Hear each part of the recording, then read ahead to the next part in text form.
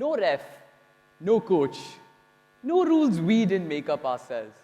Just four bricks as goalposts, a half flat ball, and kids yelling over each other in three different languages. And just like I did at the beginning of the talk, we all messed up, but we got back up again and tried. And that was football for me at age 10. It wasn't part of any training program. It was behind our building. Rough concrete, flickering street lights, sometimes a neighbor yelling at us when we got too close to their car.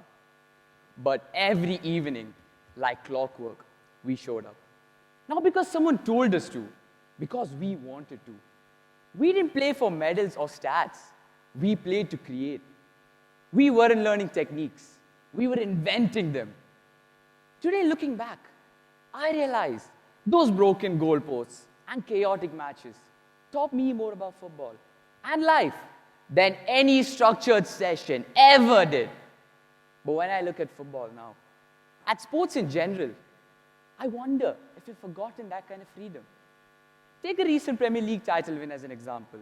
The winning team was dominant, barely lost a match, led the table for months, and wrapped up the title early. It was efficient, clinical, and some people even called it boring. Because there was no dramatic comeback, no nail-biting finish, no underdog story, just consistency and control. As a fan, I'd never admit that. But deep down, part of me gets it. Sport is starting to feel too perfect, too polished, too planned. And the more perfect it becomes, the more we lose what made us fall in love with it in the first place. That brings me to something we have quietly erased: street sports. You see, somewhere along the way, we decided that play wasn't enough. We turned sport into science. Every move monitored, every mistake corrected, every session planned down to the minute. Kids today don't play sports. They train. They have coaches before they have confidence, drills before instincts. Everything has to be clean, correct, controlled, no room for flaws, and definitely no room for fun. And don't get me wrong, structure has its place. But if drills, game plans, and programs were all it took to build greatness, the world's best skateboarders wouldn't have come from cracked sidewalks and DIY ramps. They didn't read the manual. They wrote it mid-air, upside down, hoping for the best. The flips, the falls, the fails. That was their training. And somehow, the mess became the magic. Today, that same messy, rebellious freestyle has turned into a global sport, one that made it all the way to the Olympics. Proof that unstructured beginnings can still build world-class greatness. Yet even at the elite level, perfection has its limits. Take Simone Manuel, the Olympic gold medalist. In 2021, she was diagnosed with overtraining syndrome. Her body shut down, her mind burned out, and the worst part, she lost the joy for the sport she once loved. But that's what happens when we push too hard for perfect. We trade the love right out of the game. When we strip out the chaos, we lose the creativity. When we remove the mistakes, we remove the magic. Because sport wasn't supposed to be perfect. It was supposed to be alive. But what if we brought the streets back into sport? Not literally closing roads, but making space for unstructured play again.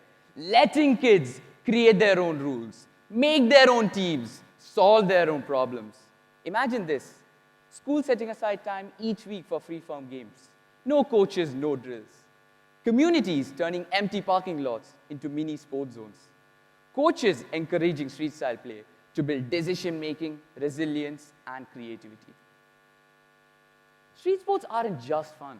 They teach you how to lose, how to improvise, how to lead, and how to bounce back when things go wrong. In other words, they teach you everything perfection won't. Forget just getting better at the game.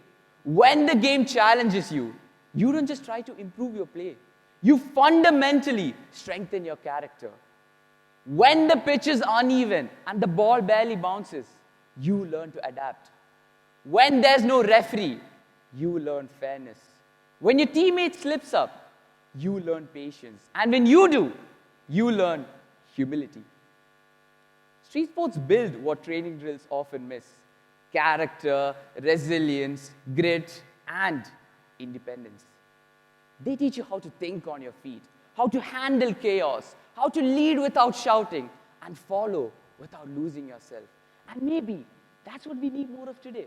Not just technically perfect athletes, but people who know how to navigate imperfect situations. Because real life is not played on a perfect pitch either.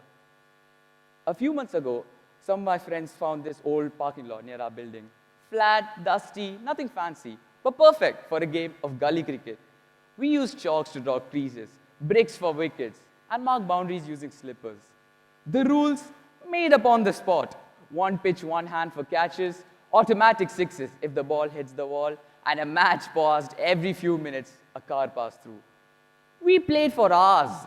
No coaches, no drills. Just laughs, arguments, moments of genius, and moments of complete chaos. And walking off that pavement, sweaty and bruised, I realized something. This felt like real sport again. Not perfect, just free. Street sports might not look impressive. There are no shiny kits, no perfect passes, no flawless strategies, but there's something deeper, something real that structured sport has lost. If we want to raise resilient athletes, creative players, and most importantly, kids who love the game, we have to stop engineering every move.